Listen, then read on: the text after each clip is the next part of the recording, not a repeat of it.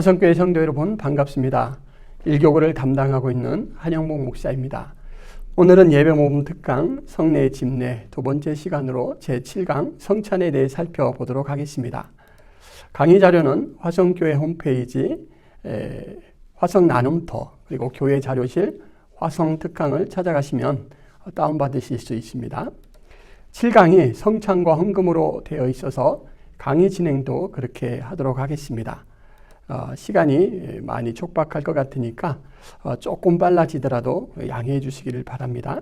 차례 부분은 눈으로 잠깐 살펴보도록 하겠습니다. 첫 번째 성찬에 대해서 살펴보고요. 두 번째로는 헌금에 대해서 이렇게 내 순서와 또 질문과 대답 형식으로 살펴보도록 하겠습니다. 제가 청년 때 출석하던 교회 성찬식 때 있었던 에피소드를 하나 소개해 드리겠습니다. 거룩한 분위기에 분병이 진행되고 있을 때 갑자기 아주 서럽게 오는 꼬마의 울음소리가 온 교회에 울려 퍼졌습니다.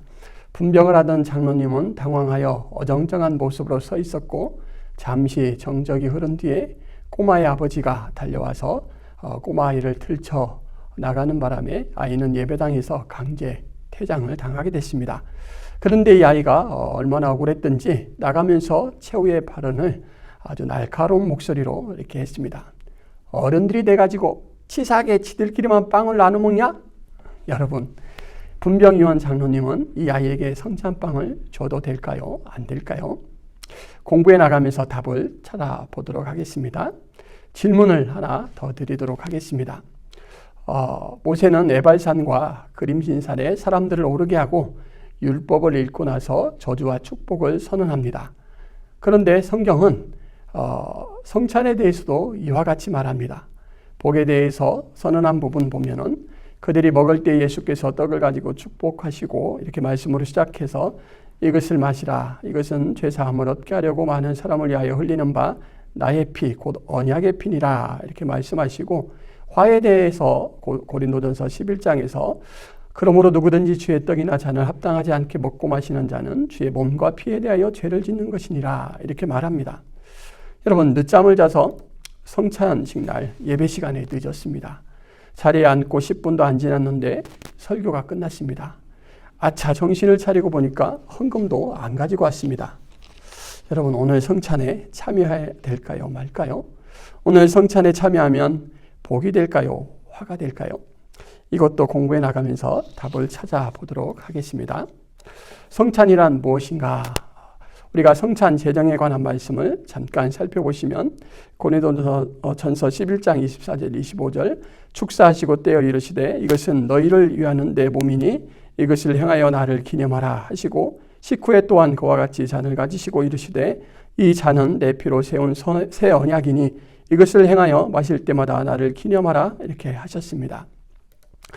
웨스터민스터 신앙고백서 제29장에서는 성찬에 대해서 이렇게 기록하고 있습니다.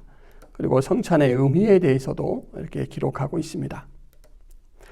성찬이란 무엇일까요? 성찬은 말씀으로 선포하는 설교가 귀로 듣는 것이라면 이 성찬은 귀로 듣고 눈으로 보고 손으로 만지며 냄새 맡으며 먹고 마심으로 맛보는 오감의 설교라고 이렇게 할 수가 있습니다. 이 강을 배우실 때 성찬을 보이는 설교라고 이렇게 배우셨는데 사실 먹고 마시고 만지고 하는 모든 부분을 생각한다면 오감으로 체험하는 설교다 이렇게 말할 수가 있습니다. 성찬은 그러면 이 오감으로 이렇게 은혜를 경험하는 체험적 설교인데 그렇다면 그 주제는 무엇을 다루고 있을까요? 예, 성찬의 주제는 첫째, 하나님에 대해 다루고 있습니다. 성경의 핵심 주제는 성찬의 핵심 주제는 우리가 주님과 연합하여 십자가에서 죽고 부활의 생명을 얻는다라는 것입니다. 그런데 예수님의 십자가 죽음과 부활은 어느 날 갑자기 우연히 발생한 사건이 아닙니다. 독립적인 사건도 더더욱 아닙니다. 이 사건은 예수님의 전생애와 전사역에 연결되어 있고 창세전부터 세상까지 펼쳐진 하나님의 계획과 섭리 속에서 가장 중요한 두 축을 이룹니다. 이 사건은 예수님을 예표하는 구약의 수많은 인물들과 예수님을 상징하는 수많은 상징들과 제도들과 연결되어 있어서 성경이 계시하시는 하나님의 성품과 사역을 들춰내고 우리의 마음에 그 내용뿐만 아니라 그와 관련된 은혜를 공명시킵니다. 그래서 성찬은 우리가 마땅히 찬양과 감사와 영광을 돌릴 하나님에 대하여 주목하도록 만들고 뜨거운 마음으로 예배하게 합니다. 이렇게 성찬은 하는 것 자체로서 우리가 하나님을 돌아보게 하는 하나님에 관한 설교를 한다라고 할 수가 있습니다. 그리고 두 번째로 성찬은 우리 자신, 성찬 참여자에 대해서 설교합니다. 여러분, 성찬을 통하여 신자는 현재 역사에 있어서 과거와 미래뿐 아니라 영원과 종말이라는 초월을 경험합니다. 성찬을 통하여 옛 상태를 확인하게 되는데 요한복음 6장 53절 말씀에 보면 인자의 살을 먹지 아니하고 인자의 피를 마시지 아니하면 너희 속에 생명이 없느니라. 우리가 인자의 살을 먹지 아니하고 인자의 피를 마시지 아니하는 때가 있었습니다. 죄와 사망 가운데 이제 처해 있었던 그때를 돌아보게 되죠. 그리고 성찬을 통하여 현재 상태를 확인합니다. 요한복음 6장 54절에 보면 내 살을 먹고 내 피를 마시는 자는 영생을 가졌고 이렇게 말하고 있는데 내가 영생을 가진 자로서 이 거룩한 성찬에 참여하고 있다라고 현재 상태를 확인하게 되는 것이죠. 그리고 성찬을 통하여 우리는 우리의 미래 상태를 확인하게 됩니다. 요한복음 6장 54절에 보면 마지막 날에 내가 그를 다시 살리리니 이렇게 성찬 참여자에 대해서 예수님께서 부활하신 것처럼 우리도 부활시키겠다 약속해 주십니다. 그리고 성찬을 통하여 주님과의 관계를 확인하게 됩니다. 요한복음 6장 56절에 내 살을 먹고 내 피를 마시는 자는 내 안에 거하고 나도 그의 안에 거하나니 바로 주님과 연합관계에 있다라는 걸 확인하죠. 그리고 또 이 연합의 의미가 무엇인가라는 것을 확인하게 됩니다. 요한복음 6장 57절에 살아계신 아버지께서 나를 보내심에 내가 아버지로 말미암아 사는 것 같이 나를 먹는 그 사람도 나로 말미암아 살리라. 영원한 생명이 예수 그리스도의 연합된 그 관계 안에서 우리에게 공급된다라는 것입니다. 여러분, 성찬을 시행할 때 성찬의 본체이신 그리스도의 신성이 성찬 예식 가운데 임재하십니다. 어거스틴은 영으로 임재하시는 예수님에 대해서 위엄으로 그리고 섭리로 은혜로 임재하신다 이렇게 설명을 덧붙였습니다. 예수님의 영적 임재로 성찬은 단순하게 지나간 사건을 기념하고 약속을 신뢰하며 보내는 그런 정지된 시간이 아니라 임재하신 예수님의 신성과 신자가 실제적으로 만나는 역사적인 사건의 시간이 됩니다. 개인 역사의 분기점마다 주님은 이렇게 성찬을 통하여 은혜와 약속을 인쳐주시고 우리의 믿음을 새롭게 하고 또 우리의 사랑을 이끌어 주십니다. 성찬은 이렇게 우리의 정체성을 확인시키고 그 사실을 다시 은혜로 인쳐주시는 방법으로 우리에 대한 주제를 설교합니다. 그리고 성찬은 교회에 대해 설교합니다. 여러분, 성찬을 행할 때 우리가 처음부터 하나였던 떡에 그것은 옛날이라는 시간을 초월하고 또 공간을 초월하여서 모든 그리스도 안에 든 사람이 한 떡에 참여하는 것입니다. 그리고 한 잔에 참여할 때는 마찬가지로 시간과 공간을 초월해서 모두가 한 교회로서 주님의 몸에 참여를 하는 것입니다. 그러므로써 모든 교회가 바로 교회의 예수님과 연합된 지체다. 서로의 관계 또한 연합관계다라는 것을 이 성찬을 통하여 확인해 줄 수가 있습니다. 고린도전서 10장 17절 말씀에 보면 떡이 하나요 많은 우리가 한 몸이니 이는 우리가 다 한 떡에 참여함이라 이렇게 선언하고 있고, 요한복음 17장 말씀에 보면 예수님의 기도 속에서 아버지여 아버지께서 내 안에 내가 아버지 안에 있는 것 같이 그들도 다 하나가 되어 우리 안에 있게 하사 세상으로 아버지께서 나를 보내신 것을 믿게 하옵소서. 내게 주신 영광을 내가 그들에게 주었사오니 이는 우리가 하나가 된 것 같이 그들도 하나가 되게 하려 함이니이다. 곧 내가 그들 안에 있고 아버지께서 내 안에 계시어 그들로 온전함을 이루어 하나가 되게 하려 함은 아버지께서 나를 보내신 것과 또 나를 사랑하신 것 같이 그들도 사랑하신 것을 세상으로 알게 하려 함이로소이다. 이렇게 예수님의 전 사역에서 바로 교회의 하나됨을 추구하셨다라는 것을 알 수가 있는데, 성찬은 그 목적을 확인하고 또 그 사실을 확인시켜 줍니다. 그리고 성찬은 교회가 완전하고 종말론적인 은혜를 미리 맛보도록 하는 기능을 합니다. 성찬의 재정 근거인 그리스도의 부활과 그를 토대로 하신 영원한 생명의 약속은 성찬을 기쁨과 생명이 넘치는 의식으로 만듭니다. 예수님은 당신의 만찬에서 포도주와 이 언약의 피를 연결시킴으로써 예수님이야말로 참된 평화, 안식, 기쁨임을 드러내셨습니다. 교회는 바로 이 성찬을 통하여 장차 있을 영원하고 완전한 잔치를 미리 맛보게 되는 것입니다. 이 말씀은 이사야 25장 6절에 잘 예언되어 있습니다. 만군의 여호와께서 이 산에서 만민을 위하여 기름진 것과 오래 저장하였던 포도주로 연회를 베푸시니 곧 골수가 가득한 기름진 것과 오래 저장하였던 맑은 포도주로 하실 것이며 이렇게 말하고 있습니다. 이것을 교회가 이 역사 시대에서 함께 공동체로서 함께 경험하는 그러한 것을 성찬을 통해서 이룬다라는 것입니다. 그리고 마지막으로 성찬은 우리가 걸어가야 할 역사에 대해 설교합니다. 우리가 살아갈 이 역사에서 우리가 어떤 모습으로 살아가야 될 것인가라는 걸 말씀해 줍니다. 성찬은 구원의 은혜를 환기시키고 우리의 정체성을 확인시키며 우리의 마음의 감사와 기쁨을 회복시키는데 이것으로 끝나지 않고 그렇다면 예수님과 거룩한 연합을 이루고 거룩한 생명을 소유한 자로서 무엇을 목표하며 현재의 역사를 어떤 태도로 살아가야 할 것인지를 생각하게 합니다. 성찬은 우리를 바울이 가졌던 의식을 갖게 합니다. 또한 모든 것을 해로 여김은 내 주 그리스도 예수를 아는 지식이 가장 고상하기 때문이라. 내가 그를 위하여 모든 것을 잃어버리고 배설물로 여김은 그리스도를 얻고 그 안에서 발견되려 함이니 내가 가진 은은 율법에서 난 것이 아니요 오직 그리스도를 믿음으로 말미암은 것이니 곧 믿음으로 하나님께부터 난 의라.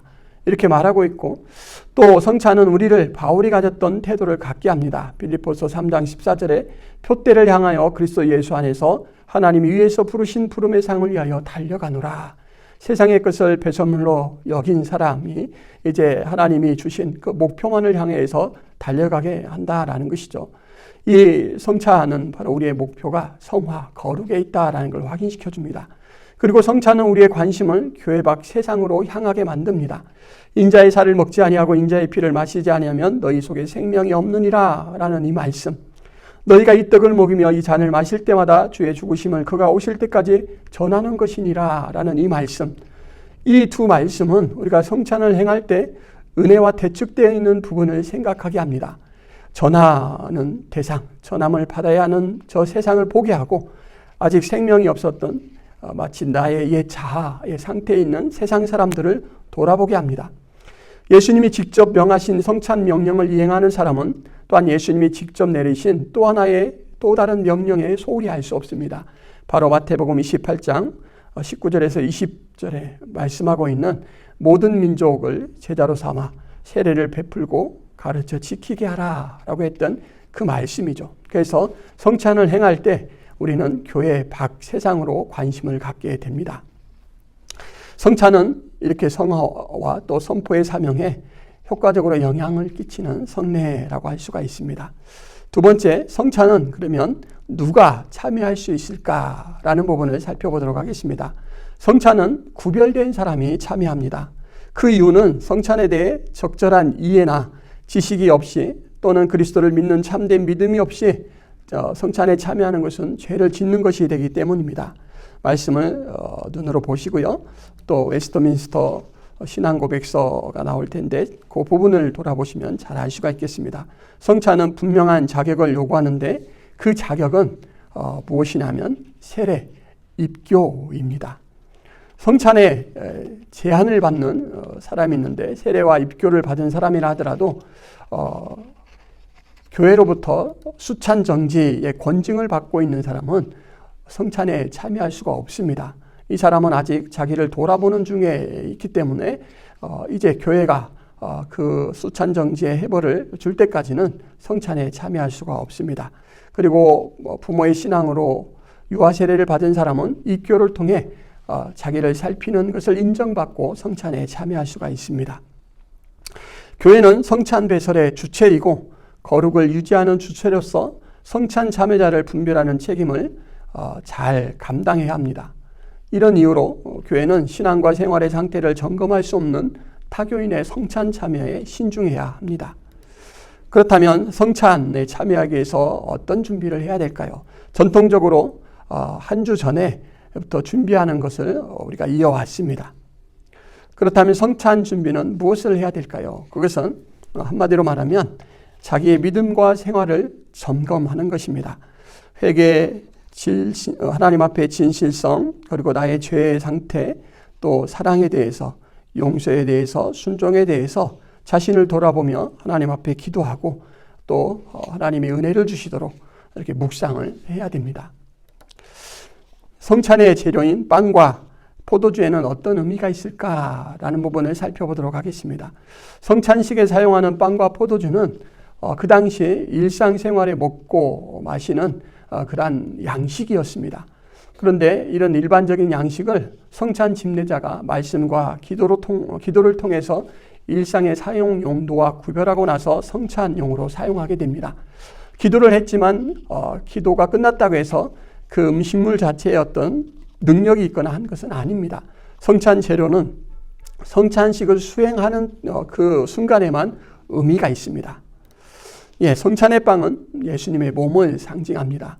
예수님은 자신의 몸을 구약의 만나와 대조하시면서 자신의 몸만이 참된 양식으로 선언을 하셨습니다.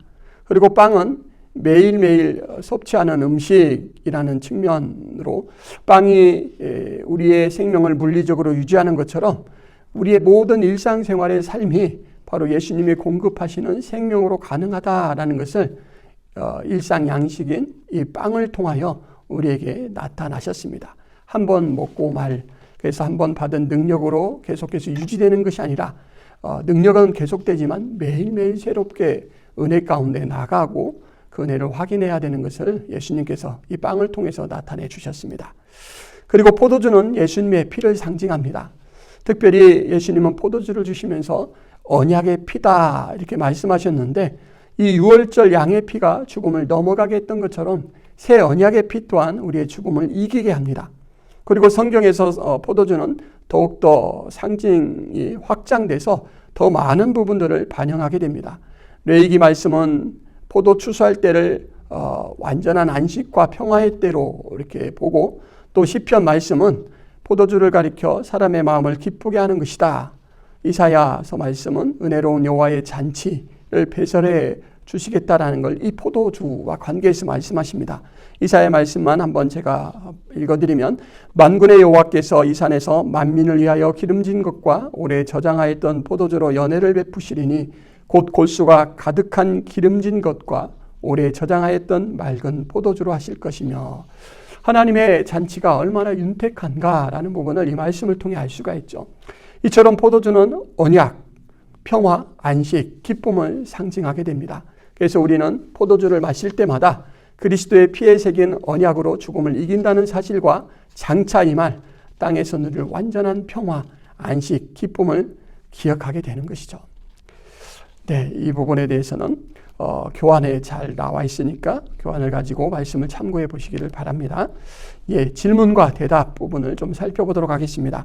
중세교회는 왜 신자들에게 빵만 주고 포도주는 주지 않았던 것인가요? 이 부분은 예수님의 임재에 관한 차이 때문에 그렇습니다. 가톨릭에서는 우리가 성찬을 받을 때 그 빵과 이 포도주가 예수님의 몸으로 직접 변한다라고 이렇게 생각했습니다. 그래서 만약에 피를 상징하는 포도주를 잘못 쏟았을 경우 거룩한 피에 대해서 회수를 할 수 없기 때문에 피는 상징하는 포도주는 주지 않고 빵만 주었고 그리고 빵도 혹시나 말라서 부스러지면 안 되기 때문에 이제 바티칸에서는 그 성찬을 위해서 다른 방법으로 이렇게 바스러지지 않는 밀떡으로 이렇게 대신하게 되었습니다. 떡을 떼어 나눠 먹는 것처럼 포도주도 한 잔으로 나눠 마셔야 하는 것이 아닐까요? 원래는 하나의 잔으로 모든 공동체가 참여를 했다고 합니다. 그런데 많은 교회들이 위생과 관련해서 공동의 잔을 개인으로 바꾸었고 지금까지 이어지고 있습니다. 분변과 분잔을 위해 성도가 직접 성찬상에 나오는 것이 좋습니까? 아니면 목사가 또는 장로가 회중석으로 다가가서 성찬을 배설하는 게 좋습니까? 어느 방식이 절대적으로 옳다고 할 수는 없습니다. 여러 상황을 고려하여 교회가 적합한 방법으로 하시면 됩니다. 그리고 성찬식에서 이렇게 남은 빵과 포도주는 어떻게 해야 되나요? 아까 말씀드렸듯이 이때 사용했던 재료는 성찬식 순서에만 의미를 갖습니다. 그래서 끝나고 나면 다른 음식과 똑같은 것이기 때문에 예배를 마치고 음식으로 먹어도 가능합니다. 성찬식은 몇 번 정도 해야 될까요? 신앙의 전통에서는 자주 시행하는 것이 좋다. 왜냐하면 은혜가 넘치는 경험적 설교이기 때문에 그렇죠. 그런데 당회가 작정하되 덕을 세우기에 합당한 대로 하면 된다. 이렇게 헌법에 명시하고 있습니다. 이렇게 성찬에 대해서 살펴보았습니다.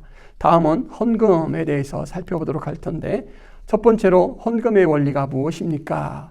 헌금은 하나님이 하신 일과 그 일에 연결된 관계에서 시작하게 됩니다.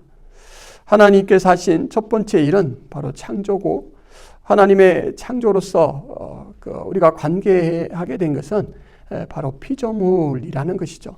만물의 창조주로서 하나님께서는 그것의 주인이기도 하십니다. 사도행전 말씀 참고해서 보시고요. 하나님께서 우리를 창조하셨기 때문에 우리가 그의 소유가 되었고, 우리는 하나님을 의지하여 살아가는 존재입니다. 그리고 이제 하나님께서 두 번째 하신 큰 일은 언약을 통한 구속입니다. 이스라엘 백성들에게 하나님은 찾아가 주셔서 언약을 맺으셔서 하나님께서 그 백성을 하나님의 백성으로 삼으시고, 하나님은 그들의 하나님이 되시겠다, 그들의 왕이 되시겠다, 이렇게 말씀해 주셨습니다. 그래서 구속받은 이스라엘 백성들은 하나님과의 그 백성의 관계가 형성이 되었습니다. 하나님은 이스라엘 백성들과 소통하시면서 그들에게 의무를 명령하셨는데, 그 중에 하나가 바로 헌금입니다. 그 헌금의 가장 구약의 기본적인 대표가 11조인데 레위기 27장 30절 말씀해 보면, 그리고 그 땅의 10분의 1 곧 그 땅의 곡식이나 나무의 열매는 그 10분의 1은 여호와의 것이니 여호와의 성물이라, 이렇게 말씀하셨고, 신명기에서는 너는 마땅히 매년 토지소산의 12조를 드릴 것이며, 이렇게 말씀하고 있습니다. 근데 여러분, 새 언약으로 하나님께서 우리와 맺어주신 관계는 바로 자녀의 관계입니다. 새 언약을 새 창조라고까지 이렇게 말하는데, 그 기쁘신 뜻대로 우리를 예정하사 예수 그리스도로 말미암아 자기의 아들들이 되게 하셨다, 이렇게 말씀하셨습니다. 새 언약을 통해서 우리는 그리스도와 연합합니다. 누구든지 그리스도와 합하기 위하여 세례를 받은 자는 그리스도로 옷 입었느니라. 그래서 그리스도와 연합된 존재가 되었다라고 이렇게 말하고, 특별히 신약에서는 관계된 의무로서 헌금을 명하지는 않습니다. 근데 여러분, 우리가 헌금을 드리죠. 거기선 하나님께서 우리를 구원해 주신 그 사실을 인지하고 우리와 맺어주신 관계가 너무 복되고 정말 황송하기 때문에 은혜에 반응하는 방편으로서 감사로서 헌금을 하게 되는 것입니다. 여러분, 어느 정도를 헌금해야 될까요? 구약시대에는 신정국가로서 헌금이 제도화되고 법령화되어서 명령으로 내려졌습니다.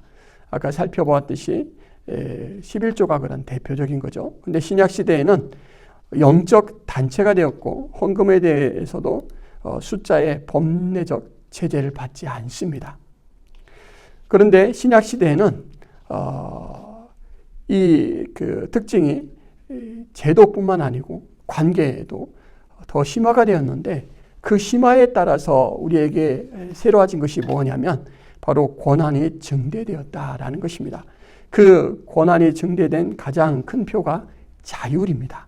그래서 신약의 성도들은 법령으로 명시된 게 아니고 바로 자율적으로 헌금을 하게 됩니다. 신약시대의 성도들은 각자의 힘과 원하는 바에 따라서, 그리고 소득과 형편에 따라서 신앙 양심과 믿음의 분량에 따라서 헌금을 하게 됩니다. 여러분, 그러면 헌금이 구약시대보다 더 많게 될까요? 적게 될까요? 거기선 우리의 신분을 어떻게 인식하느냐에 따라서 달라질 것입니다.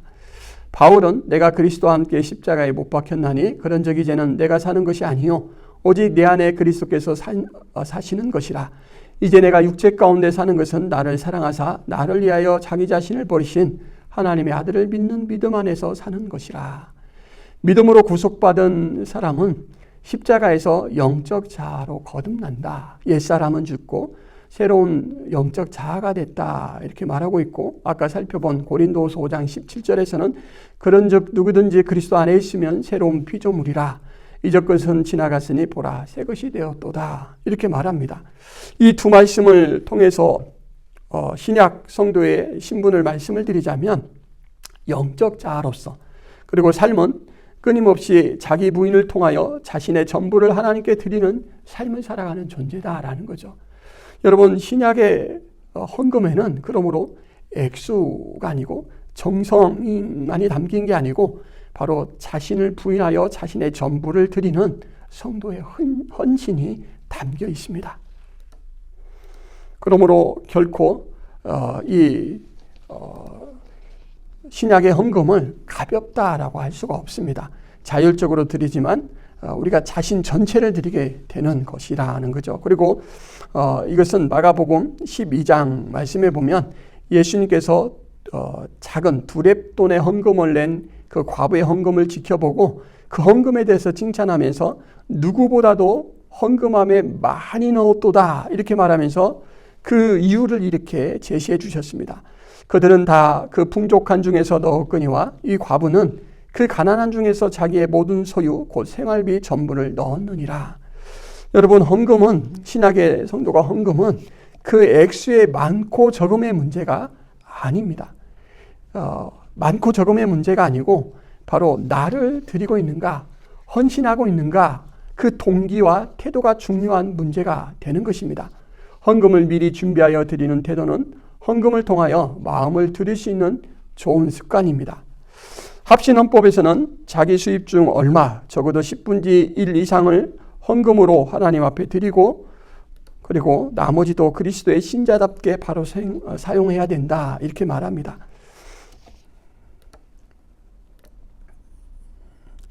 그렇다면 이제 헌금은 어떤 목적으로 사용해야 될까요? 이 부분에 대해서 교회의 유지와 관리를 위해 사용해야 됩니다. 첫 번째로, 교회는 이 땅에서 하나님을 증거하는 또 복음을 전하는 영적 기관이기 때문에 주님이 오시는 날까지 존속할 필요가 있고, 이 교회 존속을 위해서 필요 경비에 헌금으로 협력해야 됩니다. 두 번째로, 헌금은 교회의 기관, 주일학교, 부속회의 필요와 교회 안에 연약한 자들을 위해 사용해야 됩니다.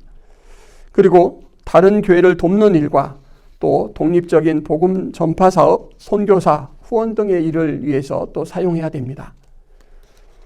헌금뿐만 아니라 물질로 가난한 자를 구제하는 것도 봉헌의 의미가 담긴 귀한 일입니다. 말씀을 잠깐 살펴보자면 잠언 19장 17절에 가난한 자를 불쌍히 여기는 것은 여호와께 구워드리는 것이니 그의 선행을 그에게 갚아주시리라. 또 사도행전 9장 말씀에 보면 요바에 다비다라 하는 여제자가 있으니 그 이름을 번역하면 도로가라. 선행과 구제하는 일이 심히 많더니 이렇게 말하고 있고, 도로가가 그들과 함께 있을 때 지은 속옷과 겉옷을 다 내보였다 이렇게 말합니다. 도로가는 돈이 아니고 옷을 지어서 옷을 필요로 하는 사람들에게 나눠주었다라는 거죠. 그리고 고넬료라는 또 이방 백부장의 이야기를 사도행전 10장에 소개하고 있는데, 하나님을 경외하며 백성을 많이 구제하는 사람이다라는 소개가 있고, 천사가 이르되 내 기도와 구제가 하나님 앞에 상달되어 기억하신 바가 되었다 이렇게 말씀하고 있습니다. 이렇게 헌금뿐만 아니라 물질로 가난한 자를 도울 때도 하나님께서는 그것을 봉헌으로 받으신다라는 것입니다. 다섯 번째로, 신약 교회에서는 개인의 자유와 자발적인 개인의 자유로 헌금을 하기 때문에 헌금의 사용 목적을 또 자유로 결정하고 목적에 따라서 자유로이 헌금할 수가 있습니다. 로마서 16장 1절 2절 말씀에 보면 내가 갱그레아 교회 일꾼으로 있는 우리 자매 베베를 너희에게 추천하노니 너희는 주 안에서 성도들의 합당한 예절로 그를 영접하고 무엇이든지 그에게 소용되는 바를 도와줄지니 이는 그가 여러 사람과 나의 보호자가 되었습니다. 베베는 복음을 전하는 일꾼을 위해서 보호자로, 그가 필요한 모든 부분을 공급하는 자로 그렇게 사용 목적을 정하고 헌금을 했다라는 것입니다.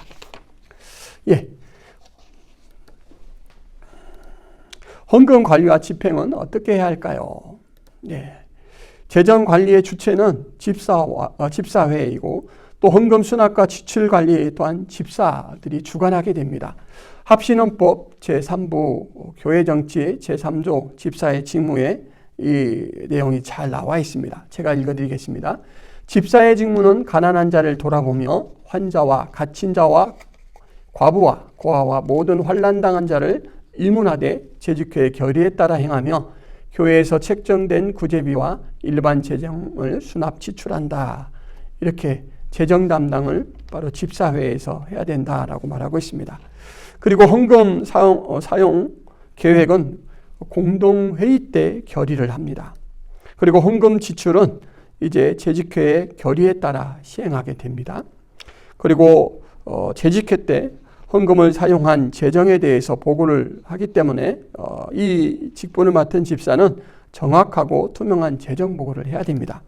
그리고 성도님들은 이 일에 적극적으로 참여해서 헌금 사용 계획을 수립하는 공동회의 때도 결의자로 참여해야 되고 또 헌금 지출을 결의하는 재직회 때도 또 잘 시행될 수 있도록 참여해야 되고 정확하고 투명한 재정 지출이 이루어지고 있는가 또 재직회에 참여하여 재정 보고를 받으면서 점검을 해야 됩니다. 우리 성도님들이 헌금은 열심히 내지만 이 헌금 사용을 계획하는 일이나 또 이렇게 집행하는 일들에 대해서는 소홀히 할 수 있는데 이 또한 교인의 중요한 의무다라는 걸 기억하시길 바랍니다. 예, 또 질문과 대답 부분, 예배와 헌금이 어떤 관련성이 있나요? 예, 헌금은 예배의 한 과정입니다. 많은 교회에서 여러 가지 사정상 예배 순서 중에 헌금을 따로 드리지 않고 이렇게 헌금함을 사용해서 이렇게 드리는 경우가 있어서 헌금이 예배 순서 중에 있다라는 인식을 잘 못할 수 있는데 헌금은 예배와 독립된 행위가 아닙니다. 그래서 헌금 봉헌은 예배의 중요한 요소이기 때문에 예배를 집례하는 목사님께서는 반드시 예배 순서 중에 헌금을 위한 기도를 함으로써 헌금이 예배의 한 과정이라는 사실을 밝혀야 합니다. 예배 시간에 헌금 순서가 있는 이유는 바로 예배가 하나님으로부터 받는 시간이면서 또 하나님께 드리는 시간이기 때문에 그렇습니다. 11조가 헌금의 기준인가요? 구약시대 때에는 11조가 명문화된 명령이었지만 아까도 말씀드렸듯이 신약시대에서는 자율을 원칙으로 합니다. 그래서 아주 성경의 표준은 아니지만 그래도 교회가 기준으로 삼을 수는 있습니다. 교회가 신앙생활을 점검하고 그리고 또 직분자를 세우는 일로 또 성도의 신앙을 돌아볼 때 그런 기준으로 삼을 수가 있습니다.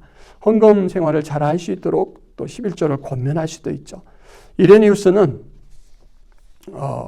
11조가 어떤 것인가라는 부분을 구약 시대와 또 이렇게 전부를 드리는 신약 시대를 비교하면서 신약 시대의 11조 헌금은 표준 헌금이 아니라 최소의 것이다. 이렇게 말했습니다.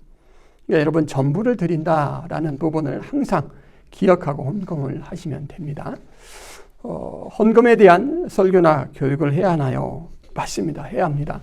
헌금이 예배의 순서이고 신앙의 일부이기도 하기 때문에 꼭 지도가 필요합니다. 헌금을 왜 하는지, 어떻게 해야 하는지, 헌금을 사용하는 일에 어떻게 참여하는지에 관한 사항들에 대해 교육을 할 필요가 있습니다. 그리고 헌금에 관한 명칭들에는 어떤 것들이 있습니까? 이 아래와 같이 연보, 헌금, 봉헌, 헌상 이것들이 있고 각각 뜻을 살펴보면 연보는 남을 돕는다는 목적의 개념이 강합니다.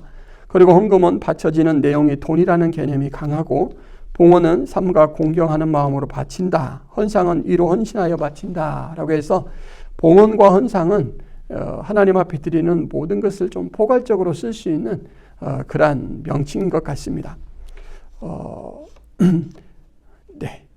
그런데 이 네 가지 용어들은 어느 하나를 고집할 게 아니고 이 상황에 따라서 병행하여 사용하는 것이 바람직합니다. 헌금은 하나님의 일하심과 그가 맺어주신 관계에 대한 바른 인지를 바탕으로 하는 것입니다. 그리고 헌금은 헌신의 원리로 합니다. 자원하는 마음과 기쁨과 준비된 상태로 해야 참된 헌금이 될 수가 있습니다. 그리고 헌금 관리는 위임과 협력의 질서 속에서 시행되어야 합니다. 이렇게 7강에서 우리가 성찬과 헌금에 대해서 간단하게 살펴보았습니다. 두 주제를 다루느라고 제가 말씀 부분은 좀 생략하고 이렇게 지나갔는데, 교환에는 말씀 부분이 기록되어 있으니까 교환을 통해서는 이렇게 꼼꼼하게 또 잘 살펴보시면서 은혜를 나누시기를 바랍니다. 감사합니다.